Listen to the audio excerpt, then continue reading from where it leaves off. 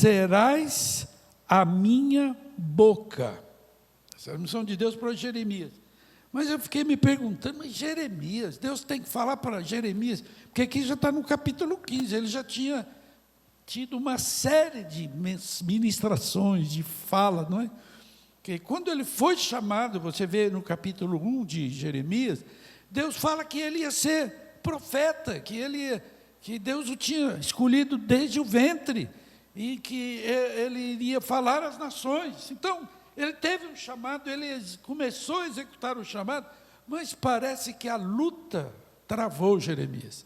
A batalha deu uma arrefecida em Jeremias. Veja o que ele diz no versículo 10, ele diz assim: ai de mim, minha mãe, pois me deste à luz um homem de rixa, e homem de contenda para toda a terra. Jeremias está confessando. Mãe, você gerou um homem de contenda para toda a terra. Ai de mim, nunca lhes emprestei com usura, nem eles me emprestaram a mim com usura, todavia cada um deles me amaldiçoa. Então Jeremias está assim, como que meio que arrefecido no seu chamado, confessando, até meio que frustrado. Mãe, você gerou um homem de contenda, de rixa. Ele tá se declarando assim. Aí e vem aqui como que um diálogo entre Jeremias e Deus. Disse o Senhor: na verdade, eu te fortalecerei para o bem. Deus sabia que ele estava se sentindo fraco. E farei que o inimigo te dirija súplicas no tempo da calamidade e no tempo da aflição. Aí Deus diz assim: pode alguém quebrar o ferro do norte e o bronze? Este ferro do norte e o bronze era uma referência à invasão dos babilônios, que iam levar cativo os de Jerusalém, os judeus, não é? Aí ele diz assim: os teus bens, os teus tesouros entregarei gratuitamente ao saque, por todos os teus pecados, em todos os teus termos. Aí ele diz assim: levar-te-ei com os teus inimigos para a terra que não conheces, porque o fogo se acendeu em minha ira, e sobre vós arderá. Aí Jeremias diz para Deus, até aqui é Deus falando. Aí Jeremias responde: tu, Senhor, sabe, lembra-te de mim, ampara-me, vinga-me dos meus perseguidores, não me deixe ser arrebatado por causa da longanimidade, da tua longanimidade. Sabe que por amor de ti tenho sofrido afronta. Então ele está descrevendo a sua realidade. O ministério, quando você faz a obra de Deus, quando você se coloca a cumprir um propósito de Deus, a vontade de Deus, fica sabendo que você vai enfrentar oposição, que o inimigo vai vir contra você. Porque a vontade de Deus vai dar certo, mas pode contar com a oposição do inimigo, com a aflição. O inimigo quer impedir que você cumpra a vontade de Deus, que você cumpra a sua missão. Então, não foi só com Jeremias, é assim com cada um de nós. Aí Jeremias disse assim: achado as tuas palavras, logo as comi, e as tuas palavras me foram gozo e alegria no coração, pois pelo teu nome sou chamado ao Senhor. Nunca me assentei na roda dos que se alegram, nem me regozijei oprimido por tua mão.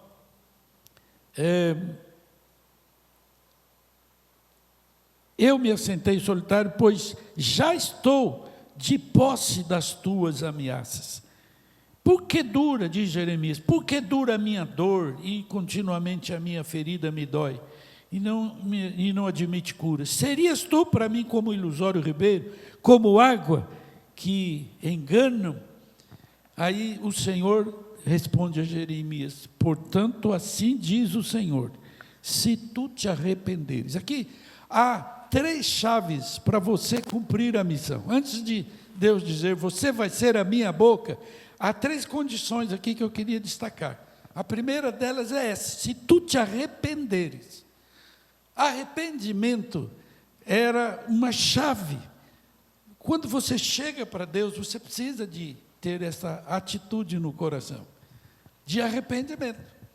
Quando o povo chegava no tabernáculo ou no templo, sempre primeiro ele passava pelo altar do sacrifício ou do holocausto. Ele trazia o animal, e aquele animal era a representação dele mesmo, que ele oferecia em arrependimento, em sacrifício a Deus.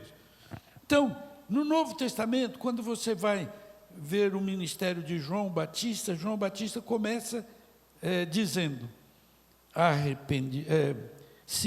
dizendo assim, João Batista diz, arrependei-vos, porque é chegado o reino de Deus. E Jesus começa o seu ministério dizendo a mesma mensagem, arrependei-vos, porque o reino de Deus é chegado.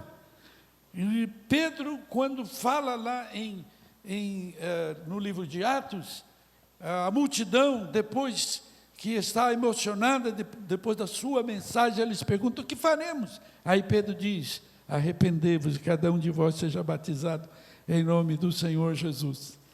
E nós temos um versículo que usamos muito, que falamos muito, quando nós chamamos a igreja para orar pela nação, se o meu povo que se chama pelo meu nome, se humilhar e orar e me buscar, se converter dos seus maus caminhos. O que é isso? É arrependimento. Se converter dos seus maus caminhos. Alguém diz assim, não precisamos falar de arrependimento, porque arrependimento faz parte das doutrinas fundamentais. E quando você vai para Hebreus 6, capítulo 6, versículo 1 e 2, ele está dizendo que os princípios elementares da doutrina é o arrependimento de obras mortas para servirmos a um Deus vivo, não é? Depois, fé em Deus, etc. Mas, então, se é o princípio, nós não vamos fazer mais isso. O escritor aos Hebreus está dizendo, não é? Que esse ensino ele ia fazer se Deus permitisse, não é? Mas, na verdade, irmãos, se nós entendermos que arrependimento é fundamento, então a sua casa tem um fundamento, um alicerce. Tem ou não tem? Toda casa tem. Então, você não pode abrir mão do alicerce.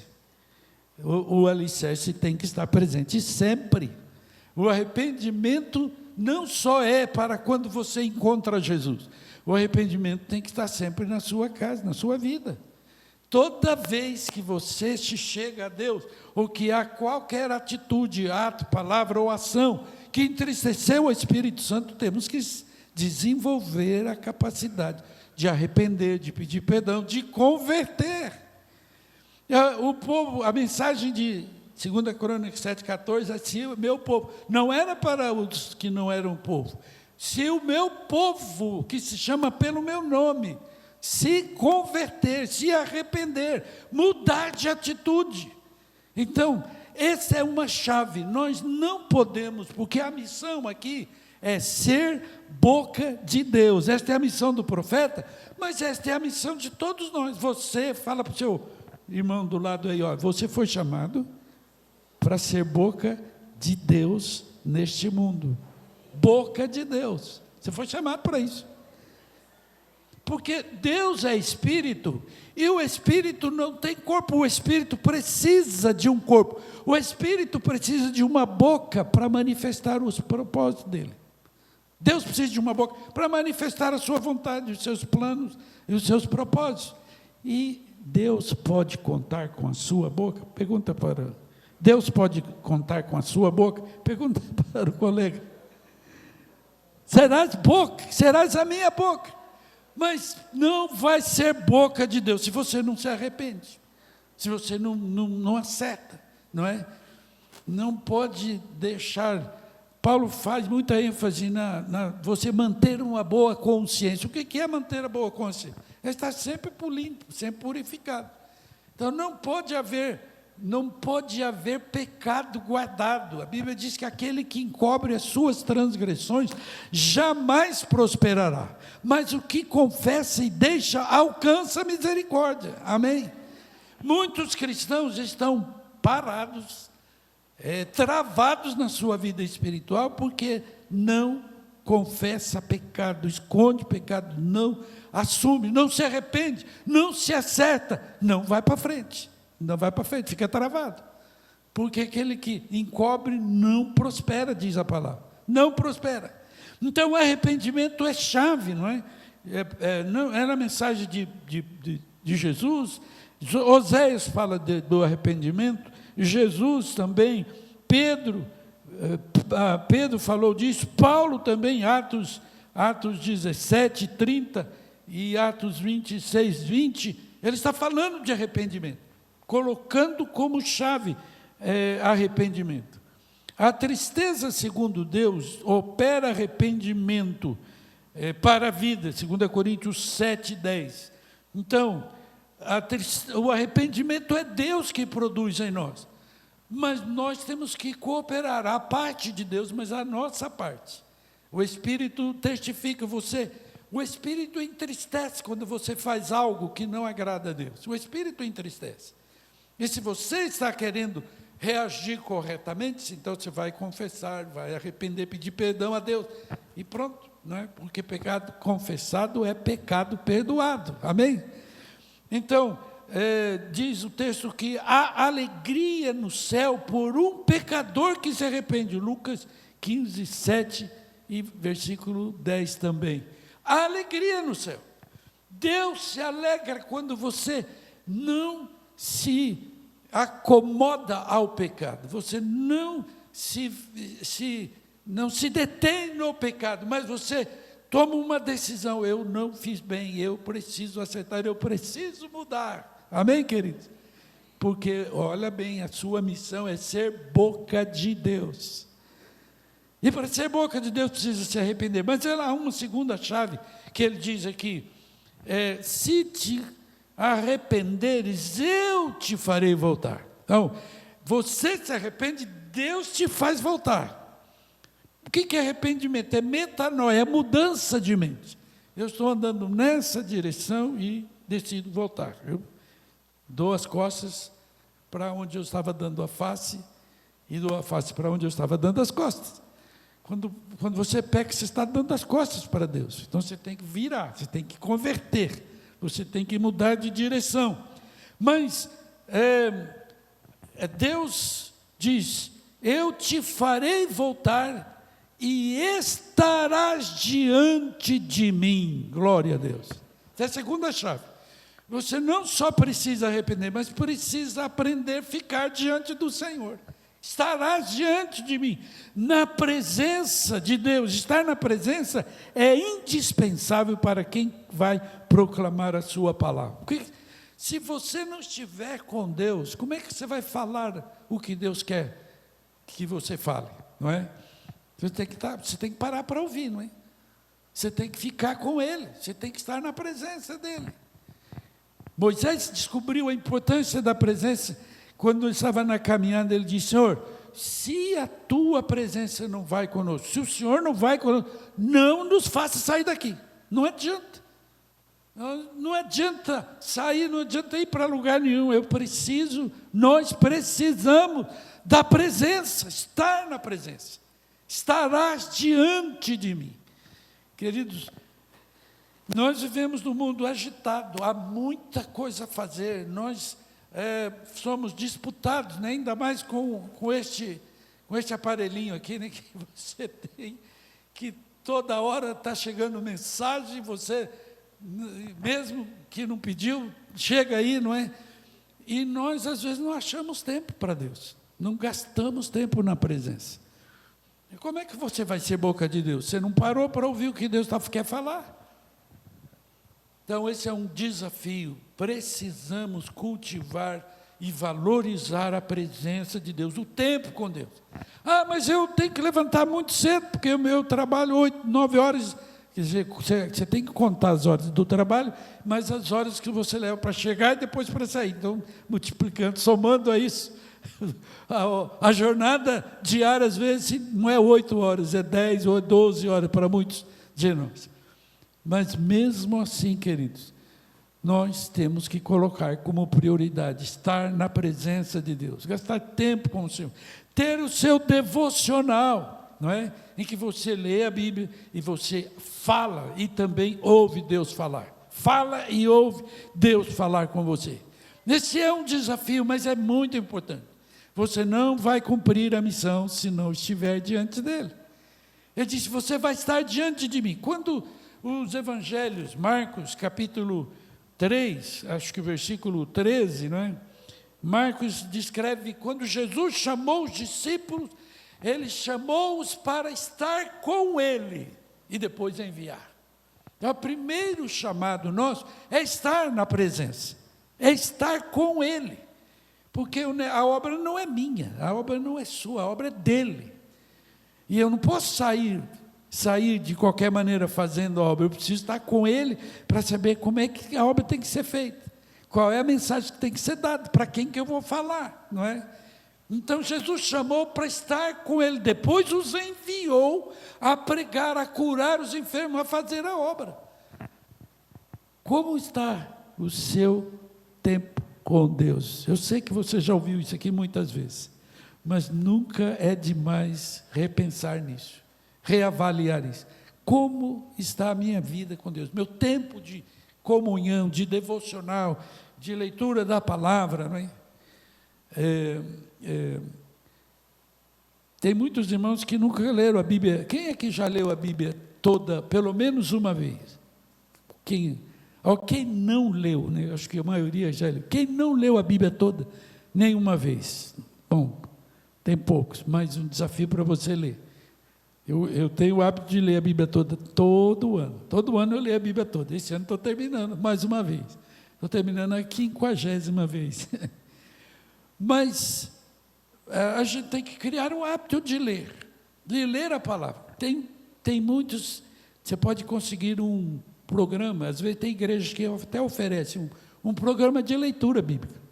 Então você pode abaixar, às vezes tem. O pastor Jonathan diz assim, se você ler 3 páginas por dia, todo dia, você vai conseguir no final do ano ler toda a Bíblia, 3 páginas, é simples, né? Ou então, 2 capítulos do Antigo Testamento e 1 do Novo, tem muitas maneiras, tem métodos, tem muitas maneiras. Eu tenho aqui uma folhinha, que eu uso, para essa leitura, eu tenho um programa aqui de leitura. Essa até foi a igreja lá que fez. É um programa, cada dia que eu leio, eu faço uma marquinha aqui. Leio, faço, eu li hoje, tá, hoje já fiz a minha leitura, ali a leitura de hoje. Então, mas é parte da nossa vida, de estar com Ele. Então, quando você lê a Bíblia, Deus está falando com você. Mas não é só você tem que ler a Bíblia, mas você tem que falar com Deus. Deus fala, você fala, Deus fala, você ouve, e você fala e Deus te ouve, não é? Mas estarás diante de mim. Mas há uma terceira condição aqui que ele diz, voltando para Jeremias 15:19, ele diz assim, se apartares o precioso do vil, serás a minha boca. Então, arrepender, estar diante e apartar o precioso do vil. Apartar o precioso do vil requer discernimento, compreensão do que é precioso, do que é vil. Implica em falar o que é precioso, recusar falar o que é vil, que não tem valor. Apartar o precioso do vil. Em Jeremias 23, ele vai falar assim, mas o que tem a ver a palha com o trigo? Não é? Tem que separar a palha do trigo, não é? Eu estava nessa viagem, vindo para São Paulo, dia 11, Deus me dá umas oportunidades no ônibus, você põe uma pessoa do lado, eu cheguei, minha poltrona era da janela, mas tinha uma mulher sentada no corredor, eu perguntei, a senhora prefere ficar na janela? Eu não faço questão, ela preferiu, aí ela foi para a janela, eu fiquei no corredor, de repente, do lado da poltrona, no corredor, do outro lado do corredor, tinha uma moça, e atrás dela tinha um rapaz. E eles começaram a falar, eu percebi, ou era namorado, ou era marido e mulher. Mas tinha uma poltrona do lado que não tinha gente. Falei, mas eu fiquei pensando, por que o casal está separado, né? Até que eu descobri, no caminhar da viagem, eu descobri o que tinha na poltrona do lado. Tinha uma caixinha e tinha um gato. Tinha um gato. Aí eu comecei a conversar com o casal, descobri que ele é um engenheiro, colombiano, porque eles falavam portunhol, eu falei, não é brasileiro. Os casal eram marido e mulher, tinha um gato que ele adotou, Imperatriz do Maranhão, e ele estava viajando para São Paulo, pagou passagem do gato, pagou passagem, e o gato tomou o lugar da mulher ou do marido, né? Porque depois eles trocaram, né? Mas o gato ficou ali, e o gato ficava do lado, e a mulher ficou atrás, ou o marido ficou atrás, e ele é de Medellín, e ele está indo para a Colômbia, já está há 2 anos no Brasil, agora estava para rever os familiares. Falei, mas você vai trazer de volta o gato? Ele falou, eu vou pensar. Tem que pagar de volta a passagem de novo. Mas por que estou dizendo isso? Em muitas situações hoje, os animais têm mais valor do que gente. Vocês já observaram isso? Vale mais um gato, um cachorro, do que uma pessoa. Se investe mais dinheiro. Hoje tem hospital de cães, você vai viajar, você pode deixar lá, não sei o quê, tem casa de repouso de animais. Bom, vocês sabem o que tem nisso, né? Mas é só para dizer que nós estamos invertendo os valores. O que é precioso, o que é vil, não é? Não é que eu não sou contra prejudicar ou maltratar animais. Eu, apesar de não ter animais, eu já tive. Na minha infância eu tinha cachorros, né? Fui criado, tinha cachorro, morava no sítio também. Era bem mais fácil. Hoje em apartamento é mais complicado ter animais, não é? E a esposa também não concordaria, né, ter animal. Mas, queridos, uma coisa é você respeitar e valorizar o animal, outra coisa é você valorizar mais o animal do que pessoas. Mas é isso que hoje nós vemos hoje. Tem animais que têm um trato tão especial, né? Carros, carrinhos, não sei o quê, e gente não tem isso, não tem esse valor. Precisamos apartar o precioso do vil. O que é precioso e o que é vil? Se você quiser ser a boca de Deus, você precisa fazer isso, precisa desse discernimento, precisa apartar o precioso do vil. Então diz Deus a Jeremias, você vai ser a minha boca. Irmãos, Deus é Deus que dá mais uma oportunidade. O Jeremias estava meio enfraquecido na sua missão, e Deus teve que falar para ele, você vai ser a minha, de novo, você vai ser a minha boca. Mas você precisa arrepender, você precisa estar diante de mim, e você precisa apartar o precioso do vil. Eu queria terminar convidando você para ficar em pé e nós orarmos. E você vai dizer, Senhor, eu quero ser a tua boca, eu quero transmitir a tua mensagem, eu quero ser um porta-voz, um menino, uma menina de recado de Deus, amém? Menino de recado de Deus. O que Deus quer falar com o seu vizinho, com o seu parente, com o seu amigo? Você precisa ouvir primeiro, para depois falar. Para ser um menino de recado, você tem que ouvir o recado, não é assim? Você tem que ouvir o recado. Feche teus olhos, fala com o Senhor, diga, Senhor, usa-me. Senhor, fala comigo. Eu quero ouvir a tua voz, eu quero ser a boca de Deus onde eu estou. Eu vou orar sobre isso. Pai, no nome de Jesus, obrigado nesta manhã, Senhor, pela oportunidade de estar aqui, de ser abençoado na comunhão com os irmãos, na comunhão da ceia. Ó Pai, de ter este momento tão alegre, de presenciar o crescimento da tua obra, e nós nos oferecemos, Senhor, sabemos que o Senhor está falando e quer falar a este mundo, e nós nos oferecemos para ser a boca de Deus, o menino e menina de recado de Deus, nesta geração.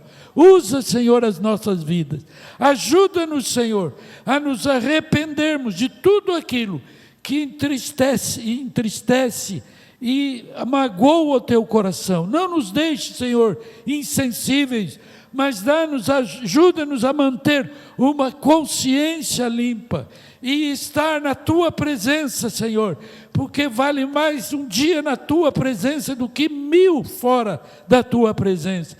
Queremos valorizar, amar a tua presença como nunca fizemos isso antes, Pai, em nome de Jesus. e ajuda-nos a apartar o precioso do vil. Abençoa cada família, abençoa os pastores, as pastoras, a família deles, Senhor. Abençoa esta igreja e que aqui tenham profetas e profetisas, homens e mulheres, que tenham a mensagem, a palavra de Deus em seus lábios, para trazer mudança a esta geração. Oramos também por aqueles que estão, Senhor, ouvindo online, via internet, Senhor, nas redes sociais, que sejam alcançados, que sejam tocados pela Tua presença e que se tornem também homens e mulheres, meninos e meninas de recado de Deus. Usa nossas vidas para louvor e glória do Teu nome, em nome de Jesus. Amém. Glória a Deus. Obrigado. Amém. Glória a Deus. Queridos, nós estamos chegando ao fim do nosso culto nesta manhã.